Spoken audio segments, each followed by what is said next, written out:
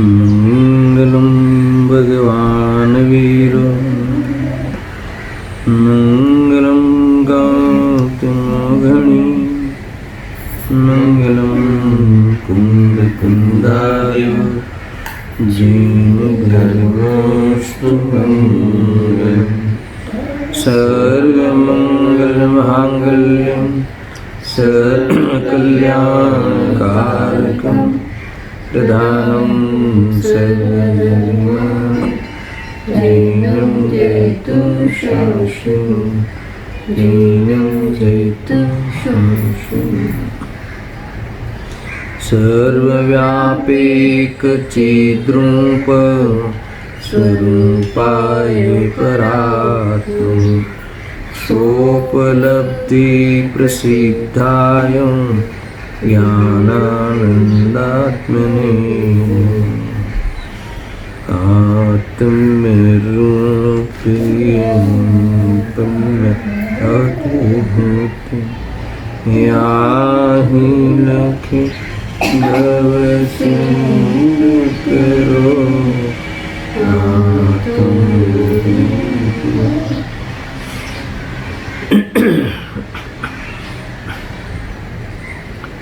प्रवचन सार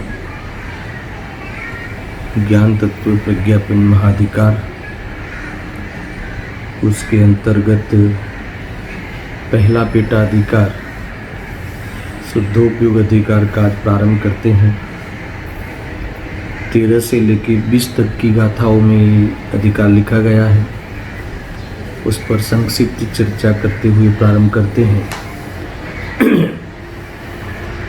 विगत गाथाओं में ये चर्चा हुई, अर्थात आचार्य देव ने कहा कि जो शुद्ध भाव और शुभ भाव और अशुभ भाव तीन प्रकार के परिणाम से आत्मा परिणमता है। परिणमन आत्मा का स्वभाव है। शुभ अशुभ और शुद्ध परिणाम पूर्वक आत्मा परिणमता है। ठीक है, इसमें मूल बातें आई 11वीं 12वीं गाथा में कि जो शुभ भाव रूप परिणमन करता है और अशुभ भाव रूप परिणमन करता है, वह भाव हे है। क्यों हे है कि जो अशुभ भाव रूप अगर जीव परिणमता है तो वह धर्म परिणति को प्राप्त न होता हुआ अगर अशुभ भाव रूप भाव करता है तो वह जीव को मनुष्य, तिर्यंच और नारकी के रूप में परिभ्रमण करता हुआ अनेक दुखों के बंधन को अनुभव करता है। और अगर शुभ भाव रूप परिणमन करता है, धर्म परिणमित होते हुए भी अगर शुभ भाव रूप परिणमन करता है, शुद्धोपयोग में ठहरता नहीं है, तो वह जीव स्वर्ग सुख है ना, स्वर्ग सुख को पाता है। कि जो स्वर्ग सुख कैसा है, गरम घी जैसे किसी ने मुंह पे डाल दिया हो, ऐसा स्वर्ग का सुख है। यानी है तो स्वर्ग, समझना, है तो बाहर में, वहाँ पे बहुत भोगों की भोगने की उपलब्धि सामग्री बहुत है, फिर भी यहाँ कहते हैं कि उसका लक्ष्य करते हुए जीव मोक्ष जैसा महान कार्य है ना चूक जाता है, संयम से भी वंचित रहता है, यानी जीव मुक्ति को प्राप्त नहीं होता। और जो शुद्धाचरण, शुद्धोपयोग रूप आचरण करता है, तो यहाँ कहते हैं कि वह मोक्ष सुख की प्राप्ति कर लेता है। अब 13वीं गाथा में वो शुद्धोपयोग की फल की प्रशंसा करते हैं। जो शुद्धोपयोग का फल क्या है? मोक्ष। शुद्धोपयोग का फल है अनंत आनंद, पूर्ण सुख, अनंत सुख। तो जो शुद्धोपयोग से निष्पन्न जो आत्माएं हैं, अर्जन सिद्ध भगवान, जो अनंत सुख की प्राप्ति जिन्होंने की है, वो अनंत सुख कैसा है? वो अनंत सुख का स्वरूप स्पष्ट करते हैं, ऐसा समझ लो, अथवा अनंत सुख की प्रशंसा करते हैं, उसका स्वरूप बताकर और हमें भी वह प्राप्त करने की प्रेरणा देते हैं। इस प्रकार से 13वीं गाथा का तो इतना ही विषय है कि जो अनंत सुख प्राप्त किया है शुद्धोपयोग के फल में, वो कैसा है। तो 5 विशेषणों के द्वारा इस गाथा में उस विशेषणों के द्वारा उस सुख की चर्चा की है। देखो, अत्यंत आत्मोत्पन्न विषयातीत अनूपयनंतने विच्छेदहीन छे सुख अहो शुद्धोपयोग प्रसिद्ध ने। आया ख्याल? शुद्धोपयोग से जो सुख प्राप्त होता है वो कौन सी विशेषताओं से प्रसिद्ध है? कौन सी विशेषताएं हैं? 5 विशेषताएं यहाँ याद कराई है। यानी वह सुख अतिशय है,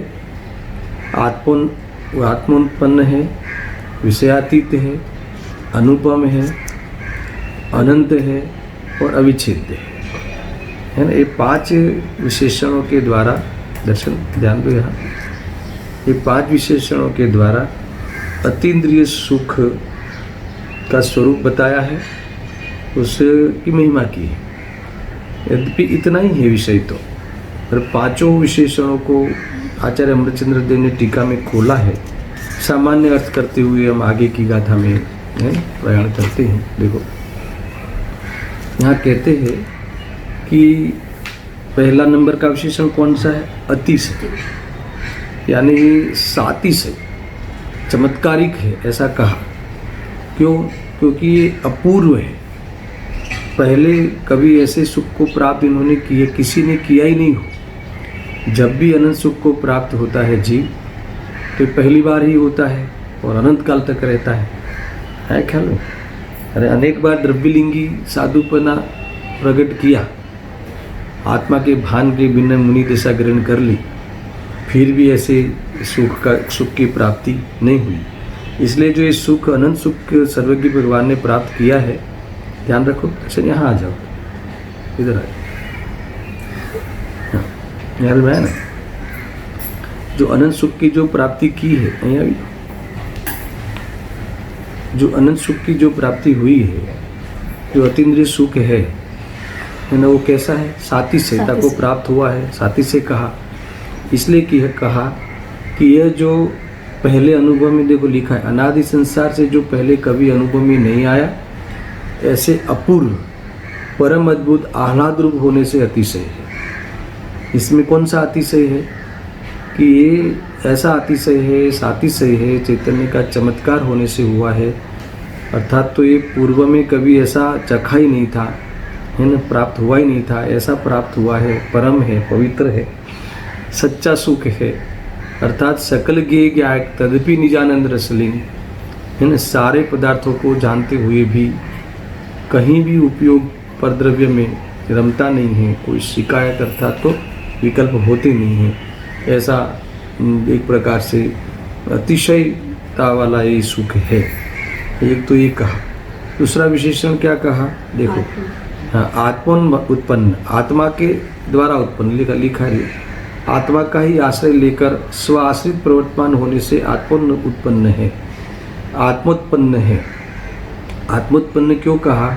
कि ये कोई व्यवहार के आश्रय से या शरीर के आश्रय से, समझ में आया ना, इसके आश्रय से उत्पन्न नहीं हुआ है ना, शुभ भाव के आश्रय से नहीं हुआ है, बाहर में कोई धन, कोई बाहर में शरीर आदि उसके आश्रय से उत्पन्न नहीं हुआ है, ये स्वाश्रित है। तो बहुत बड़ी बात है ना, आत्मोत्पन्न है, इसका अर्थ के स्वाश्रय से ये सुख उत्पन्न होता है। पर के आश्रय से उत्पन्न होता हो वो वास्तव में सुख ही नहीं, सुख का आभास है। हम बाह्य में भोजन आदि, व्यंजन आदि विविध प्रकार के अर्थात देह आदि का लक्ष्य करके जो हम सुख का आभास करते हैं, भ्रम करते हैं, है ना, वो वास्तव में सुख ही नहीं, वो तो पराश्रित है। मान लो कि अगर तुम उसको सुख मानते हो, भावता भोजन मली जवा, है ना, अपने को जो भाता है, हमें जो रुचिकर लगते हैं, ऐसे भोजन मिल जाना और उसमें हमने सुख की कल्पना करते हैं, तो वास्तव में वो तो पराधीन हो गया। कितनी पराधीनता हुई? देखो, पहले तो व्यंजन मिलना चाहिए, है ना, और उसी टेस्ट के बनने चाहिए, फिर हमारा वहाँ उस खाने का भाव बना रहना चाहिए, कषाय बनी रहनी चाहिए। समझ में आया कि नहीं? और तब भी ये सब होने के बाद भी जब हमारी वो कषाय शक्ति घटे, खड़े कर दो, समझ में आया ना, वो जो भोजन का विकल्प टूटे तब आकुलता घटती है। पर अगर वहाँ भी भोजन से आकुलता नहीं घटी, है ना, भाते हुए भोजन मिला इसलिए आकुलता नहीं घटी, वो विकल्प घटा, उस कषाय शक्ति डाउन हुई, उसी की शांति है, उसी की आकुलता मिटी है अथवा आकुलता कम हुई है। कोई आत्मा आश्रित भी आकुलता निराकुल नहीं हुआ है, समझना, वो तो वेद ज्ञान तो है ही नहीं, मगर वहाँ भोजन मिला है ना, और इसीलिए कोई सुख मिला है, आकुलता घटी, ऐसा नहीं। बोल तो उस संबंधी विकल्प डाउन हुआ अपने आप। कषाय का ऐसा स्वभाव है, मंद पड़ती है, विकल्प का चला जाना बनता है, बिना भोगे भी, बिना सेवन किए भी, है ना, तब जाके आकुलता कम होती हैं। तो वो कितनी पराधीनता है, फिर वह वास्तव में कायम बनी नहीं रहती, पुनः परिणाम आता है। तो इस प्रकार से वह वास्तव में सुख ही नहीं है, आभास है, ऐसा समझना। मरे तो जिसका आश्रय से उत्पन्न हुआ है वह त्रिकाली है, वो अपनी ही चीज़ है, और अपनी चीज़ है, यही मैं हूँ ऐसी प्रतीति, है ना, यही मेरी वस्तु है ऐसी प्रतीति। तो ये कभी न चीज़ का वियोग होना है ना, समझ में आया, न कभी वो नष्ट होना है, और अपने अनंत शक्तियों से बना रहता है, हमेशा रहता है। और ऐसी उसकी दृष्टि हो जाए और उस प्रकार से जो उपयोग वहाँ स्थिर होकर उत्पन्न हुआ है, इसीलिए कैसा है, आत्मोत्पन्न है, स्वाश्रित है, आत्मोत्पन्न है, स्वाश्रित है, स्वाधीन है, पराधीन नहीं है। कभी भी पराधीन हो वो सुख हो ही नहीं सकता। वो पराधीनता में सुख का आभास हो सकता है, वह सुख नहीं हो सकता। मेरे ख्याल में ऐसा। अब तीसरा विशेषण ऐसा है ना, विषयातीत है। देखना, बहुत गजब लिखा है कि पराश्रय से निरपेक्ष होने से, स्पर्श रस गंध वर्ण और शब्द के तथा संकल्प विकल्प के आश्रय की अपेक्षा से रहित होने से विषयातीत है। इसका अर्थ क्या है कि ये जो पराश्रय से निरपेक्ष है, स्वाश्रित है, इसलिए जैसे पांच इंद्रिय का विषय विषयातीत, यानी पहले तो विषय समझ लो, पांच इंद्रिय का विषय कौन सा है, स्पर्श रस गंध वर्ण शब्द आदि, और उसका लक्ष्य करके, है ना, जो हम भोग का भाव करते हैं, तो ऐसा प्रसंग तो यहाँ है नहीं, इसीलिए विषयातीत है। कषाय, विषय कषाय वाली प्रवृत्ति यहाँ अब नहीं है। पहले अज्ञानता में विषय कषाय की प्रवृत्ति में ही सुख का आभास करते थे, अब विषय कषाय की प्रवृत्ति नहीं है, पांच इंद्रिय का अवलंबन ही नहीं है, फिर भी सारे पुद्गल पदार्थ ज्ञान में झलकते हैं। सुनना, झलकने पर भी मोह राग द्वेष का स्वरूप परिणाम नहीं होने से, मोह का मिलन नहीं होने से राग द्वेष होते ही नहीं है, इसलिए ऐसे विषयातीत हो गए हैं, जो विषय आसक्ति वहाँ है नहीं। तो इस प्रकार से इतना अद्भुत आनंद है ये जब आसक्ति इनमें मिल जाती है, तब ये वास्तव में सच्चा सुख, अतीन्द्रिय सुख उत्पन्न होता है। इसे अतीन्द्रिय सुख कहते हैं इस विशेषण में। देखो, विषयातीत है अर्थात अतीन्द्रिय है। जब पराश्रित नहीं है तो इंद्रिय आश्रित नहीं रहा, है ना। इंद्रिय सुख तो इंद्रिय आश्रित है, क्योंकि जो इंद्रिय सुख जो कहते हैं, तो इंद्रिय के विषय स्पर्श रस गंध वर्ण, उसका लक्ष्य होना, पहले तो ज्ञान होना, ज्ञान का विषय बनना, फिर उसका लक्ष्य करना, इसमें अहम बुद्धि करना, और उसमें मिल जाने पर मुझे आकुलता मिट जाएगी, ऐसे ही ऐसा मिथ्यात्व परिणमित होना, और ऐसे विकल्प करते रहना। और जब विकल्प शांत पड़ते हैं अपने आप, है ना, तब आकुलता घटती है, वो उसे ध्यान ही नहीं जाता कि विकल्प के अभाव से हुआ है ना। मगर ये तो ऐसा मानता है कि मुझे भोगा इसलिए शांति हुई, और विकल्प का अभाव भी कोई आत्मा के आश्रय से, वेद विज्ञान से नहीं हुआ, है ना। पुनः कहा है मैंने वो तो विकल्प का स्वरूप ही ऐसा है कि विकल्प रहते नहीं, क्योंकि वो स्वभाव नहीं है, इसीलिए उसका आयुष्य भी इतना ही होता है, चले जाते हैं फिर नए होते हैं। ऐसा तो उस विकल्प से बंदी आकुलता मिटती है तो हमें भ्रम हो जाता है ना, कि आकुलता मिट गई, मगर ऐसा होता नहीं है, नए नए विकल्प तो आते ही रहते हैं। देखो कुल मिला के विषयातीत है, विषय कषाय से रहित होने से वो कषाय रहित हमारे भगवान है, अर्थात इनको जो परमात्मापना, अतीन्द्रिय आनंदपना प्राप्त हुआ है, वहाँ कोई विषय का अवलंबन का प्रसंग है नहीं, इसलिए विषयातीत है।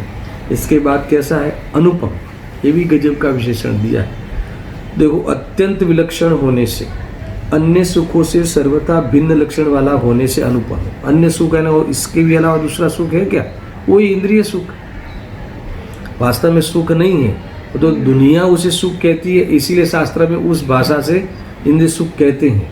बाकी वो तो सुख का आभास है, दुखी है, पर कहते हैं कि वो विलक्षण जाति का, ये जो अतीन्द्रिय सुख का जो निराकुल लक्षण है वो विलक्षण है, विशेष लक्षण वाला है। ऐसा लक्षण अन्य किसी परिस्थिति में नहीं होता। बाहर में कोई कसाई की मनता हो तो उसमें जो आकुलता घटी है तो वो ये लक्षण और वो लक्षण में अंतर है। जैसे स्वर्गों में स्वर्ग का सुख है ना, कई लोग ऐसा कहते हैं ना कि मोक्ष के सुख को बताते हुए ऐसा कहते हैं कि स्वर्ग से भी अनंत गुना सुख मोक्ष में है। समझ में आए? तो खरेखर तो इसके साथ है ना उपमा दी नहीं जा सकती, है ना, समानता की नहीं जा सकती। क्यों? क्योंकि दोनों की जाति अलग है। जो स्वर्ग का सुख है और मोक्ष का सुख है, दोनों की जाति भिन्न है, विलक्षण है, इसलिए उसके साथ उपमा समानता की नहीं जा सकती। समझ में आया कि नहीं? इसकी उपमा नहीं दी जा सकती क्योंकि वो अलग जाति है, अलग जाति है, वो तो विजाति है, वो तो वास्तव में देखा जाए तो दुख है, सुख है ही नहीं। तो इसके साथ हम इसका मिलान नहीं कर सकते। ये ऐसा ये अनुपम है, उपमा ही नहीं दे सकते। कैसा है मोक्ष सुख? कि मोक्ष सुख जैसा ही है, मोक्ष सुख जैसा ही है, अन्य सुख की उपमा से नहीं समझाया जा सकता, इसलिए अनुपम है। और इसके बाद कैसा लिखा? अनंत है। अनंत का अर्थ क्या है ना?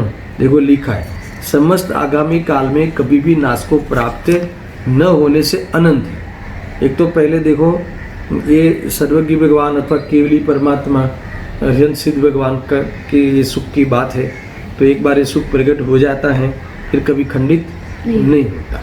अब देखो वो सुख देखते हैं, इंद्रिय सुख और ये अतीन्द्रिय भी जो क्षणिक सुख होता है, क्षणिक आंशिक प्रकट होता है, वहाँ तो उनको तो कदाचित ज्ञानी हो, है ना, सौक्षम सम्यक दृष्टि हो तो उनके भी आंशिक सुख की प्राप्ति हो जाती है कणिका।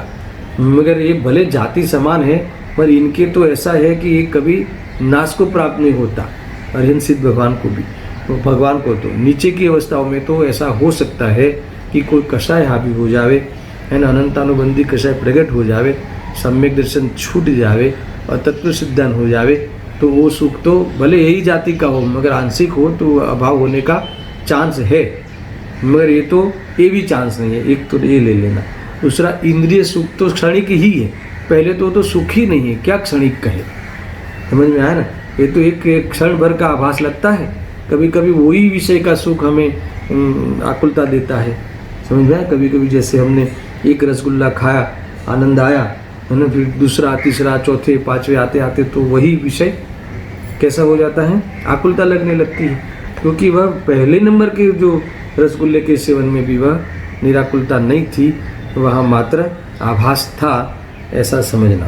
देखो तो इस प्रकार से कौन सा विशेषण? अनंत। अब दूसरा, बिना ही अंतर के प्रवर्तमान होने से अविच्छिन्न सुख शुद्धोपयोग से निष्पन्न हुए आत्माओं के होता है। ये शुद्धोपयोग जो परिपूर्ण शुद्धोपयोग के द्वारा ये जो सुख उत्पन्न हुआ है उन आत्माओं को, कौन से आत्माओं को? अरिहंत सिद्ध आत्माओं को यहाँ दो लेना है, बराबर है। तो ये अविधारा रूप से, अविच्छिन्न धारावाही रूप से चलती है।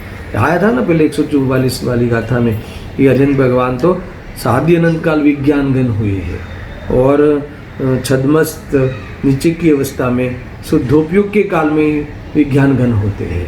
समझ में? बाकी तो वापस खंडित होता हुआ शुभ में आ ही जाते हैं, परिणति भले बनी हुई रहे मगर शुभ में आते हैं तो शुद्धोपयोग खंडित होता है, वो आनंद की धारा खंडित होती है।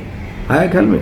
तो ये उस रूप का भी नहीं है अर्हन सिद्ध भगवंतों को, तो निरंतर शादी अनंत काल है ना, अव्ययबाद ये शादी अनंत काल ये सुख का विच्छिन्न धारा रूप से ये महा आत्मा है परमात्मा ये सुख का भोग करते हैं, ऐसा सुख है ये। तो ऐसा सुख हमें प्रकट करना चाहिए। देखो इसीलिए यह सुख सर्वथा प्रार्थनीय है, वंदनीय है, यानी प्रकट करने योग्य है। इसीलिए इसका कारण जो शुद्धोपयोग है वो कैसा है? उपादेय है। और जो क्षणिक सुख स्वभाव सुख का आभास स्वर्ग सुख आदि मिलने में कारण बनने वाला शुभ उपयोग वो कैसा है? हे है। और अशुभ तो हे है ही। तो इस प्रकार से शुभ अशुभ हे है और शुद्धोपयोग उपादेय है। क्यों? क्योंकि ये जो शुद्धोपयोग का फल जो अनंत सुख है वो अनंत सुख की प्राप्ति यहाँ होती है। तो वो अनंत सुख गजब का होता है।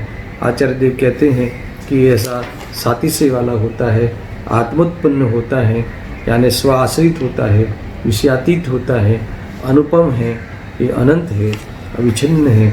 इसीलिए ऐसे सुख की प्राप्ति हमें करनी चाहिए।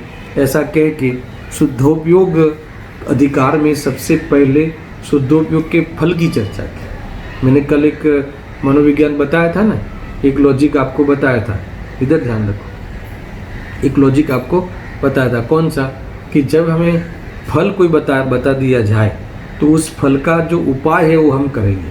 अगर वो फल हमें पता नहीं हो, उसके फल संबंधी हमें महिमा नहीं हो, तो हम उस फल को मिलाने वाला जो उपाय है वो हम कभी नहीं करेंगे। इसीलिए उस लॉजिक से आचार्य कुनकुन देव ने भी सोचा होगा, आचार्य अमृतचंद्र देव ने सोचा होगा कि पहले इन शिष्यों को, श्रोताओं को शुद्धोपयोग का फल की चर्चा करते हैं, फिर शुद्धोपयोग की बात आगे करेंगे। इस प्रकार से ये 13वीं गाथा का सार समाप्त हुआ। अब 14वीं गाथा में वो शुद्धोपयोग परिणमित आत्मा का स्वरूप कहते हैं। क्या है इसका अर्थ? कि इतना महान सातिशय सुख जिस के कारण मिलता है अथवा जिस कारण से उत्पन्न होता है, ऐसा शुद्धोपयोग है ना, वो उसका स्वरूप कहने का मन क्यों नहीं होगा? यानी यहाँ इस 14वीं गाथा में शुद्धोपयोग के स्वरूप की चर्चा है।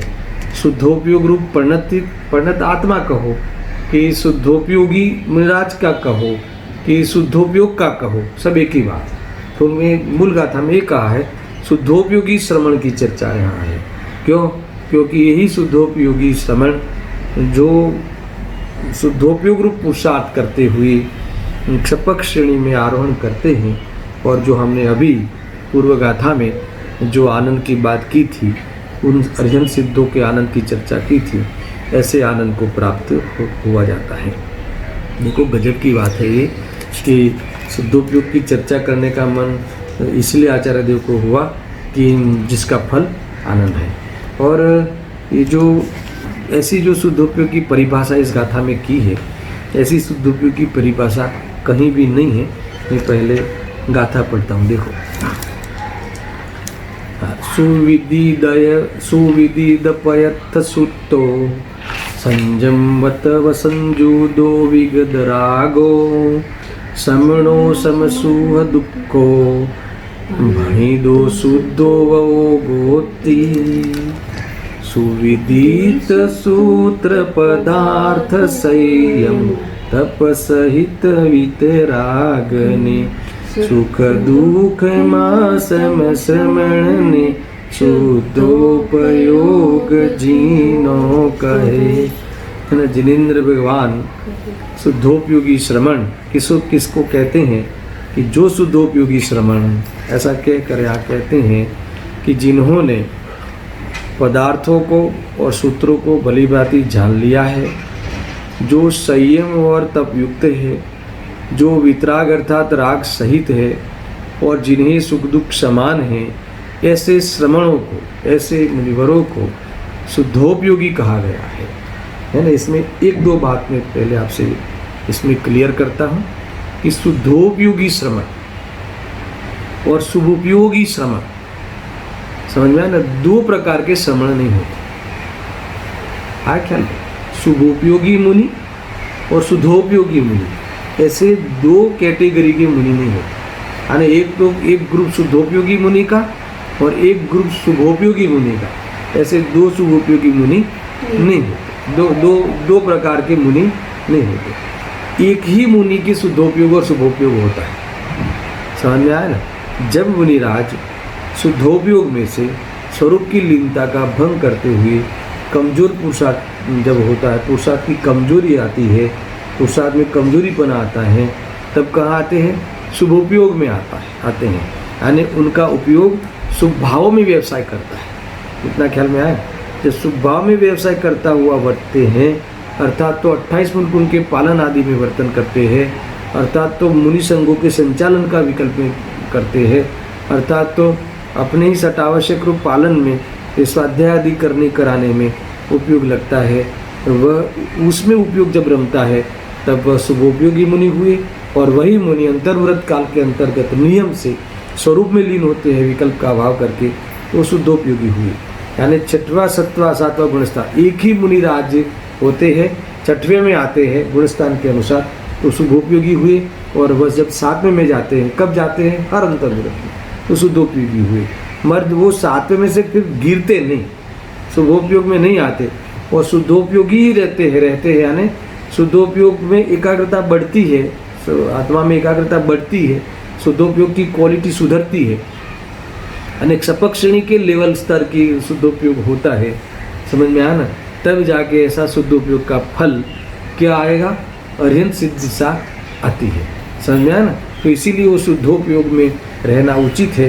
तो शुद्धोपयोग श्रवण कैसे होते हैं, वो शुद्धोपयोग कैसा होता है, इसकी चर्चा यहाँ करिए। दूसरा ये है कि आपको लगेगा कि पदार्थों को और सूत्रों को भली भांति जान लिया है। तो पदार्थों को यानी 6 द्रव्यों को, 9 पदार्थों को, 7 तत्वों को, यानी सूत्रों को यानी शास्त्रों को, शास्त्र के माध्यम से इस पदार्थों के बारे में जानने का विकल्प तो शुभ भाव है।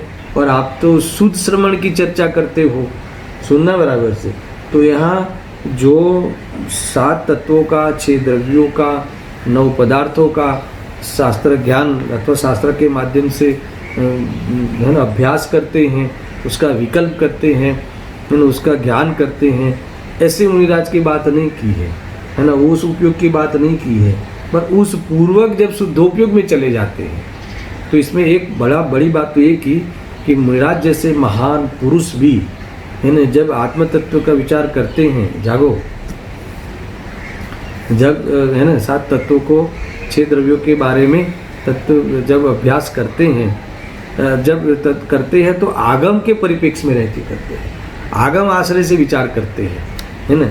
मगर वो आगम आश्रय से विचार करके क्या करते हैं?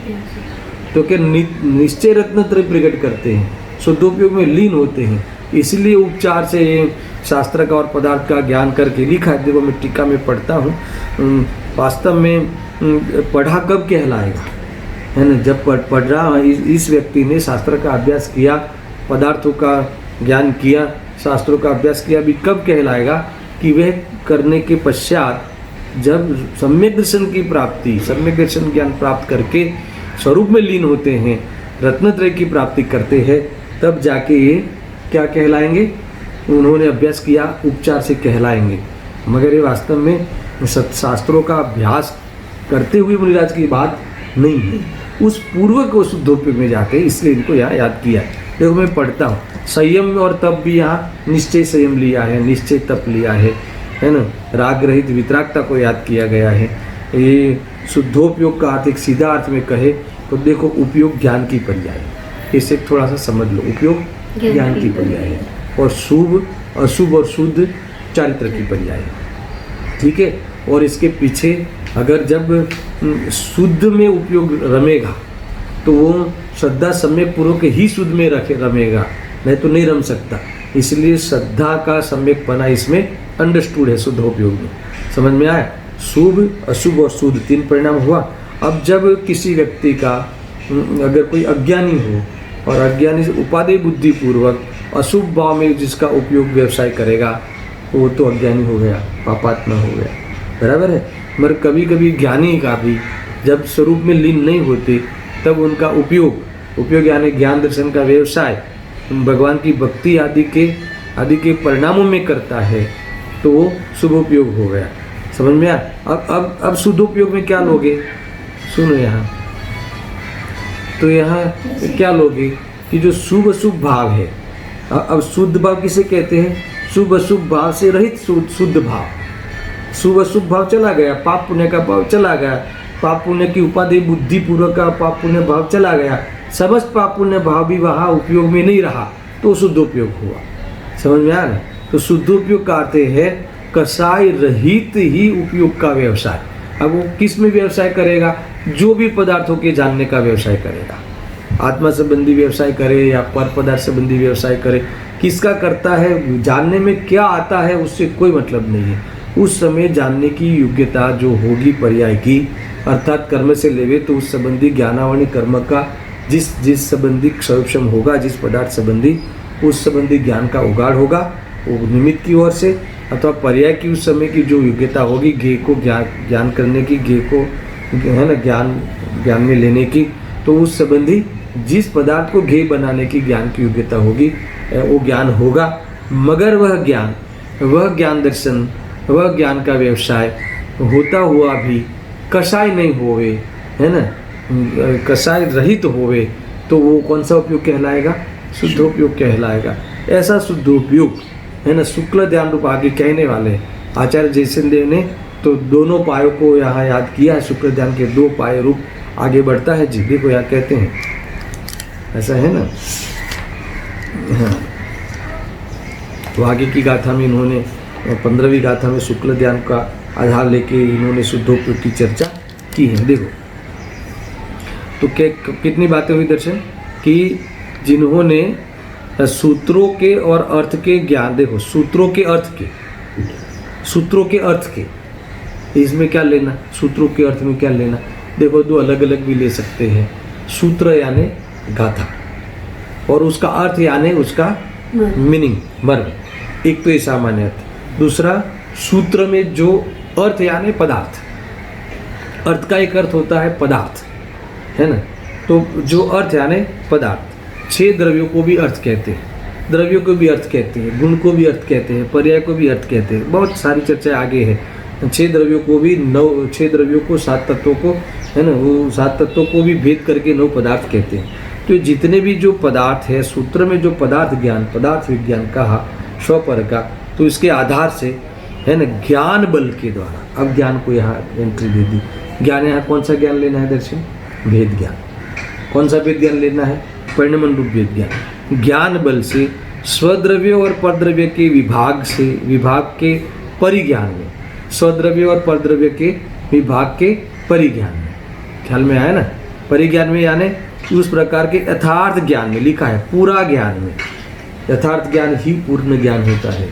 स्व और पर का पूरा जो जितने भी विश्व में द्रव्य है ना, अगर उसको स्वपर की ओर से विभाग करने में आवे तो 2 प्रकार। एक स्व यानी शुद्धात्मा, भगवान आत्मा, वो स्व, बाकी सब पर। ऐसी बातें आई ना। तो स्व पर, स्वद्रव्य और परद्रव्य के विभाग के परिज्ञान में, यानी उसका पूरा ज्ञान में, अर्थार्थ ज्ञान में, किसके द्वारा? ज्ञान बल के द्वारा, वेद ज्ञान बल के द्वारा, उसके सम्यक ज्ञान में और सद्धान में। किसके सद्धान में? तो 6 द्रव्यों के सद्धान में, स्व और पर दोनों के सद्धान में, तो अर्थात तो आत्मा के सद्धान में। ये तीनों बात एक ही प्रकार की है। क्या कहा? 6 द्रव्यों के सद्धान में, यानी 6 द्रव्य कैसे हैं? परिपूर्ण है ना, स्वतंत्र है, स्वाधीन है। इसमें स्व तो आ ही गया। एक तो इस प्रकार से 6 द्रव्यों के सद्धान में, फिर स्वद्रव्य और परद्रव्य के सद्धान में, यानी स्व से पर से भिन्न में भगवान आत्मा हूँ, है ना, ऐसा इस प्रकार से स्व और पर के सद्धान में, अथवा तो स्व को स्वरूप और पर को पररूप मानना, ऐसे सद्धान में, वेद विज्ञान के पूर्व। ख्याल में आया कि नहीं? अर्थात तो आत्मा के सद्धान में, ऐसे इस प्रकार से ये चैतन्य रूप है, वही मैं हूँ, ऐसा सद्धान में। इस प्रकार से सूत्रों के अर्थ के ज्ञान के बल के द्वारा स्व और पर, स्वद्रव्य और परद्रव्य के परिज्ञान में, फिर इसके सद्धान में और उसके विधान में। विधान यानी आचरण में, आचरण यानी उसमें स्थिरता, स्वरूप में स्थिरता में, उस स्वरूप ही स्थिरता प्राप्त करना, इसमें समर्थ होने से। कौन? शुद्धोपयोगी मुनि। श्रवण, स्वद्रव्य और परद्रव्य की भिन्नता का ज्ञान, श्रद्धा और आचरण होने से जो श्रवण पदार्थों को और उनके प्रतिपादक सूत्रों को जिन्होंने भली भांति जान लिया है, ऐसे है। आया ख्याल में? अब ख्याल में आया? सूत्रों का और पदार्थों का जानना, भली भांति जानना किसे कहा जाएगा? फिर से, सूत्रों का और पदार्थों का, सूत्रों में यानी गाथाओं में, शास्त्रों में जो पदार्थों के बारे में कहा गया है उसको भली भांति जानना कब कहलाएगा? कि जिसके द्वारा भेद ज्ञान के बल से, अब ऐसा ले लो, बराबर ध्यान रखो, भेद ज्ञान के बल से, है ना, स्वद्रव्य और परद्रव्य के विभाग का परिज्ञान, उसके विभाग का, बंटवारे का यथार्थ ज्ञान परिपूर्ण रूप से, है ना, कभी भी व्यवहार से भी ये पदार्थ मेरा है ना, ऐसा कैसे ज्ञान की चर्चा यहाँ नहीं है। अरे व्यवहार से है उसका अर्थ कि मेरा नहीं है, इसका अर्थ कि पर के खाते में, स्व का और पर के विभाग के परिज्ञान में, फिर उसके सद्धान में, जो जैसा है वैसा सद्धान में, और आचरण में यानी, है ना, स्थिरता में, जो स्थिरता में समर्थ होने से, अर्थात ऐसी उपलब्ध, ऐसी व्यवस्था को, ऐसी अवस्था को, ऐसे रत्नत्रय को, है ना, संपन्न हुए हैं। ऐसे कौन है? मुनिराज है। कौन से मुनिराज? शुद्धोपयोगी मुनिराज है, ऐसा कहा उन्होंने। उसके विधान में रहना है, उसमें लीन रहना। तो इन्होंने इस प्रकार से सूत्रों को और अर्थों को भली भांति जान लिया है। अब आगे लेते हैं समस्त 6। अब दूसरा कौन सा कहा? शुद्धोपयोगी श्रवण कैसे है? जो संयम और तप युक्त है, उसकी परिभाषा करते हैं, उसकी विवक्षा करते हैं, उस कथन की। पहले कथन की विवक्षा ख्याल में आ गई। कैसे शुद्धोपयोगी श्रवण? जिन्होंने सूत्रों को और अर्थों को भली भांति जान लिया है। तो भली भांति जान लिया है कि कब कहलाएगा? कि इसके माध्यम से, है ना, शास्त्र के माध्यम से, आगम के माध्यम से जिन्होंने क्या किया है? ज्ञान बल के द्वारा वेद ज्ञान ज्योति को प्रकट करते हुए स्वद्रव्य परद्रव्य के विभाग रूप परिज्ञान को प्राप्त हुए हैं, ऐसी सम्यक श्रद्धान को प्राप्त हुए हैं, जो जैसा है वैसा मान लिया है, स्व को स्वरूप, पर को पररूप मान लिया है, अपने को चैतन्य स्वरूप अनुभव कर लिया है, श्रद्धा कर लिया है, और इस प्रकार से उसमें स्थिर हुए हैं, विशेष लीनता को प्राप्त हुए हैं। वही श्रमण मुनि, शुद्धोपयोगी मुनि है, अपनी रत्नत्रय में ही बसते हैं। समझ में आया? ऐसी रत्नत्रय की धारा में ही जो रहते हैं, उसमें ही विश्राम को प्राप्त हुए हैं। इन्होंने ही वास्तव में सूत्रों को और अर्थों को भली भांति जान लिया है, इसलिए वो शुद्धोपयोगी श्रवण का ये पहला स्वरूप बताया। फिर दूसरा क्या? वह संयम और तप से संयुक्त है। अभी संयम में क्या लिया और तप में क्या लिया? तो वो भी निश्चय संयम लेना है, निश्चय तप लेना है। व्यवहार संयम और व्यवहार तप की बात यहाँ नहीं है, क्योंकि शुद्धोपयोगी श्रवण की बात। फिर भी उन्होंने ये भी जो व्यवहार को भी याद करते हुए कैसे वो शुद्धोपयोगी श्रवण निश्चय संयम को प्राप्त हुए हैं, इसकी चर्चा इन्होंने करी है। सुनना बराबर। देखो कि समस्त 6 जीवनी काय के यानी षटकाय के जीवों के हनन के विकल्प से और पंचेंद्रिय संबंधी अभिलाषा के विकल्प से आत्मा को व्यावृत करके, ये कौन सा संयम आया? दर्शन व्यवहार संयम। षटकाय के जीवों की, है ना, हिंसा नहीं करना, इनके हिंसा का हनन के विकल्पों से रहित। षटकाय की जीवों की अहिंसा का पालन करना, उनकी षटकाय के जीवों के पर दया रखना, ये हो गया। तो वो तो कौन सा संयम हो गया? प्राणी संयम। और 5 इंद्रियों के विषयों की अभिलाषा, है ना, वो कौन सा? इंद्रिय संयम। तो दोनों में संयम, दोनों में क्या की है? मर्यादा कर दी है। दोनों में संयम का पालन। मर्यादा क्या? उस विकल्प का ही व्यावृत, विकल्प भी नहीं है, वहाँ से तो लौट आए हैं, तो वो तो व्यवहार संयम हुआ। मगर ऐसे जो बाह्य दशा को प्राप्त है, ऐसे मुनिराज निश्चय संयम यानी अपने में सीमित होते हुए, अपने चतुष्टय की सीमा में आते हुए, है ना, वो निश्चय संयम उपयोग को वहाँ लीन करते हैं, उपयोग को वहाँ स्थायी करते हैं, वो निश्चय संयम हुआ। देखो लिखा है, समस्त 6 जीवनी काय के हनन के विकल्प से और पंचेंद्रिय संबंधी अभिलाषा के विकल्प से आत्मा को व्यावृत यानी उसको विमुख करके, रोक कर, अलग करके फिर क्या करते हैं, फिर कहते हैं व्यावृत करके आत्मा का शुद्ध स्वरूप में संयमन करके, तो ये शुद्धोपयोगी श्रमण है। जो वो प्राणी संयम और इंद्रिय संयम जो है उस रूप विकल्प तो वो व्यवहार संयम हुआ, पर उस पूर्वक ऐसे विकल्पों से, पाप के विकल्पों से निवृत्त, इंद्रिय के भोगों की अभिलाषा से रहित है हमारे मुनिराज। ऐसे श्रमण तो है ही, मगर शुभोपयोगी रूपी विकल्प, वो संयम के पालन करने का विकल्प, उससे भी व्यावृत होगी, स्वरूप में स्थिर होते हैं, निर्विकल्प हो जाते हैं, विज्ञान गण परिणति को प्राप्त होते हैं। वो क्या हुआ, अपने चतुष्टय में, अपनी सीमा में आ गया उपयोग। शुभोपयोग में जाना वो भी वास्तव में आगम रूप से तो है ना, प्रमाण में है, फिर भी अध्यात्म में तो वो कहेंगे कि अपना सीमा का उल्लंघन कर लिया, वो स्वभाव का साथ छोड़ दिया, वर्तमान उपयोग ने, उपयोग के व्यवसाय ने। तो वो ऐसा भी प्रकरण से दूर होते हुए स्वयं शुद्धोपयोग स्वरूप में लीन होते हैं, वो संयम हुआ। अब देखो तप किसे कहते हैं, तप को तप सहित कैसे होते, निश्चय तप, इच्छा निरोधो तपः, इच्छा का निरोध हो जाना, उनकी भूमिका में आने योग्य 28 गुण के इच्छाओं को भी दमन करते हैं, अर्थात उसमें नहीं जुड़ते, है ना। तप, इसका नाम है तप, निस्तरंग हो जाना, लिखा है देखो। और स्वरूप विश्राम, पहला शब्द लिखा है, स्वरूप में विश्राम प्राप्त किया है, स्वरूप में स्थिर हुए हैं, इसीलिए निस्तरंग है।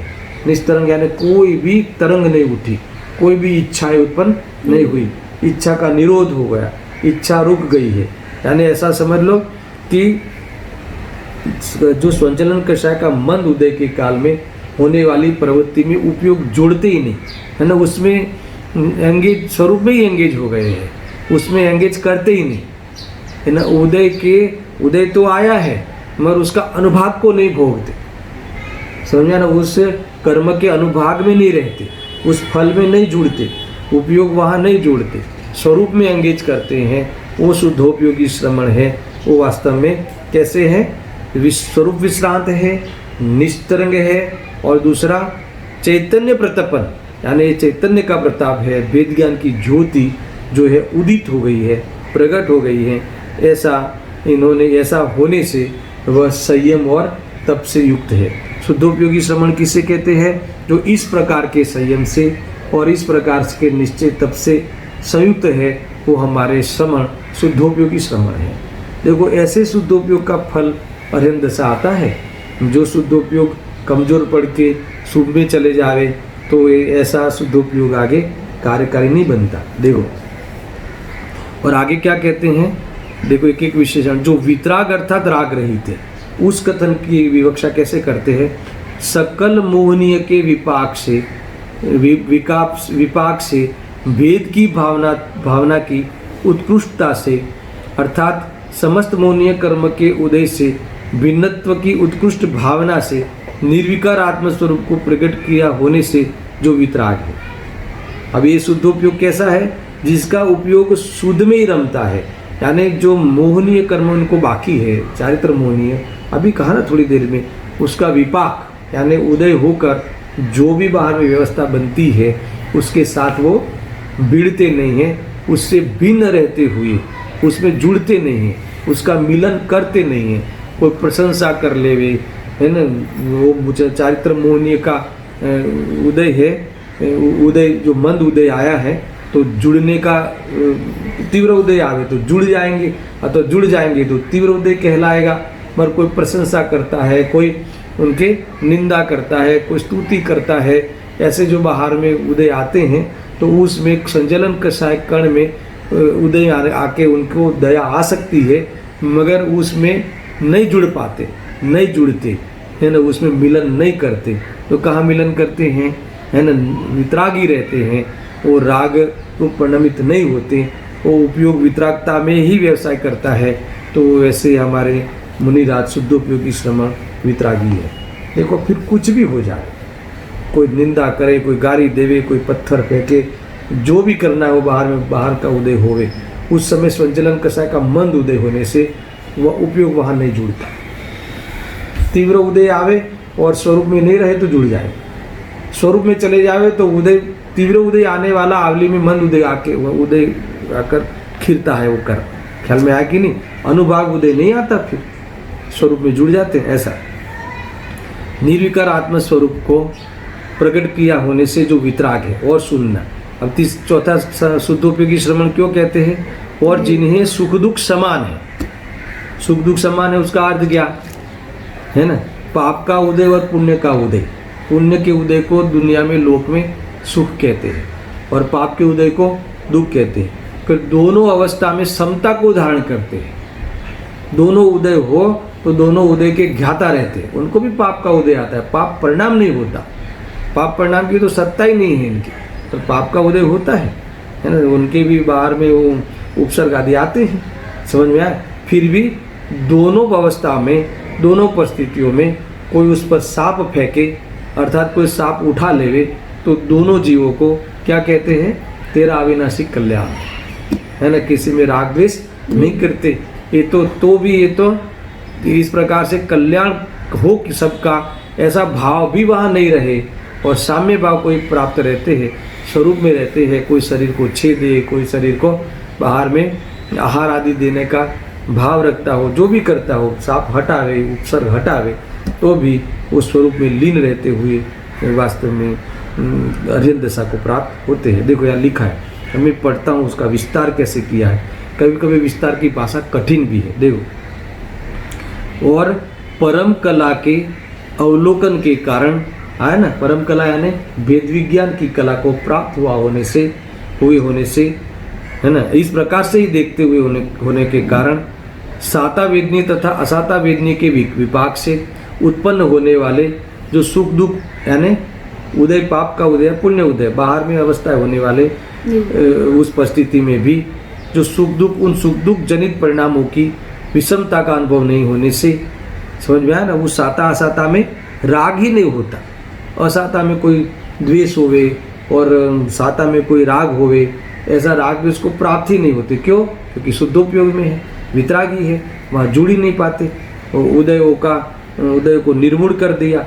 उदय तो आता है, वह जुड़ते नहीं, इसीलिए निजरा होती। जुड़े तो नया बंद होगा, अल्प बंद होगा, उनको बड़ा बंद तो नहीं होता, पर नहीं जुड़े तो निजरा होगी। यहाँ जब जुड़े ही नहीं तो सारे कर्म का कोटा खत्म होता है, निजरा होती जाती है। ऐसा देखो यहाँ कहते हैं परम सुख में लीन निर्विकार स्व संवेदन रूप परम कला के अनुभव के कारण इष्टानिष्ट संयोग में, यानी अनुकूल प्रतिकूल संयोग में हर्ष शोक आदि विषय परिणामों को अनुभव न होने से जो सम सुख दुख है, यानी पाप और पुण्य के उदय में समता को धारण किए हुए है, अर्थात तो स्वरूप में लीन रहे हुए है। इस प्रकार से ऐसे श्रवण शुद्धोपयोगी कहलाते हैं। गजब की बात है। इस प्रकार से 14वीं गाथा का सार पूरा हुआ। देखो 13वीं गाथा में शुद्धोपयोग का फल को प्राप्त ऐसे अर्यंत और सिद्धों के सुखों का वर्णन किया, उनकी विशेषताओं को बताया और ऐसे जो सुख प्राप्त हुए हैं उसका कारण शुद्धोपयोग कैसा है, ऐसी 14वीं गाथा में बताया। तो 14वीं गाथा में ये बताया कि शुद्धोपयोगी श्रवण जो मुक्ति को प्राप्त होते हैं, अर्यन दशा को प्राप्त होते हैं, सिद्ध दशा को प्राप्त होते हैं, अतीन्द्रिय सुख को प्राप्त होते हैं। तो अतीन्द्रिय सुख जो हमने पहले बताया आपको, ऐसे सुख की प्राप्ति का कारण वो शुद्धोपयोगी श्रवण है। ऐसी श्रवणता को प्राप्त हुए हैं कि हिलते तक नहीं, यानी ऐसे लीन होते हैं कि जैसे उनके शरीर पे कोई हिरण खा जाते हुए खुजाते चले जावे, पत्थर समझ के, शिला समझ के। इतने मन वचन काया से विस्तीर होते हैं और स्वरूप में उपयोग की भी स्थिरता होती है कि विचलित नहीं होते, टुकड़े कर देवे शरीर के कोई, क्योंकि शरीर में हुई नहीं और आसक्ति भी नहीं और उस समय स्वरूप में लीन है। ज्ञान का ज्ञेय बने ऐसा, तो भी राग रहित उपयोग होने के कारण वो वह उपयोग शुद्ध उपयोग ही है। ऐसे हमारे श्रवण सब लोकालोक जानने में आ जावे, तब भी, है ना, सकल की ज्ञान तद भी निजानंद रसलीन, आनंद में रह सकते हैं। ऐसी पूरी प्रकार की व्यवस्था इस शुद्धोपयोग काल से ही बनी रहती है, क्योंकि शुद्धोपयोग में पदार्थों का ज्ञान तो होता है ना, अन्य पदार्थों का ज्ञान तो होता है, शरीर के टुकड़े होते हो तो उसका ज्ञान तो होता है, मगर राग द्वेष नहीं होने से उस समय उपयोग वितरागता में वितरागता का व्यवसाय करता हुआ होने से वह शुद्धोपयोग कहा। इस प्रकार से वो शुद्धोपयोग इतना फल लेके आ जावे, केवल ज्ञान ले लेवे तो सब लोकालोक झलकी, समझ में आया ना, तब भी आनंद बना रहता है, कहीं इसमें विकल्प पैदा नहीं होता। राग मिश्रित ज्ञान, गे मिश्रित ज्ञान वह शुभ उपयोग है, समझ में आया ना। मगर राग मिश्रित न हो, शुद्ध भाव सहित ज्ञान और शुद्धोपयोग है। ऐसे शुद्धोपयोगी श्रवण उस स्तर का शुद्धोपयोग, कौन से स्तर का? सपक श्रेणी के स्तर का शुद्धोपयोग, वह वास्तव में अंतर्वर्ती काल में अनंत सुख की प्राप्ति कराता है। ऐसे शुद्धोपयोग की जय हो, ऐसे शुद्धोपयोग को हम सब प्राप्त होए, ऐसी भावना से 14वीं गाथा भी समाप्त करते हैं। अब कल 15वीं गाथा और 16वीं गाथा, उस प्रकार की गाथाओं देखो। अभी जब ये शुद्धोपयोग की जब प्राप्ति हुई है तो वो शुद्धोपयोग की प्राप्ति के बाद यहाँ लिखा है, तत्काल अंतर पड़े बिना ही होने वाली शुद्ध आत्म स्वभाव यानी केवल ज्ञान की प्राप्ति की प्रशंसा करते हैं। यानी इसलिए मैंने कहा कि कौन से लेवल का शुद्धोपयोग है, इसके बाद तत्काल, यानी कौन सा शुद्धोपयोग है कि जिसके तत्काल केवल ज्ञान प्रकट होता है। कौन से लेवल का शुद्धोपयोग? तो क्या सपक श्रेणी के लेवल का शुद्धोपयोग, समझ में आया ना। और उस शुद्धोपयोग में आचार्य जयसिंह देव ने शुक्ल ध्यान वाली परिस्थिति बताई है, वो हम कल इसकी विशेष चर्चा भी करने वाले हैं। और अब केवल ज्ञान प्राप्त कर लेता है वह शुद्धोपयोगी श्रवण केवल ज्ञान को प्राप्त हो जाते हैं, अर्थात तो घेयों के पार को पार कर लेते हैं, यानी सारे घे इनके ज्ञान में झलक जाते हैं। अतीन्द्रिय ज्ञान, अतीन्द्रिय सुख की चर्चा तो हुई, अब अतीन्द्रिय ज्ञान को भी प्रकट कर लेते हैं, वो वाली बात कल आएगी। सहजानंदी शुद्ध स्वरूपी अविनाशी आत्मस्वरूप, सहजानंदी शुद्ध स्वरूपी अविनाशी आत्मस्वरूप, सहजानंदी शुद्ध स्वरूप अविनाशी आत्मस्वरूप।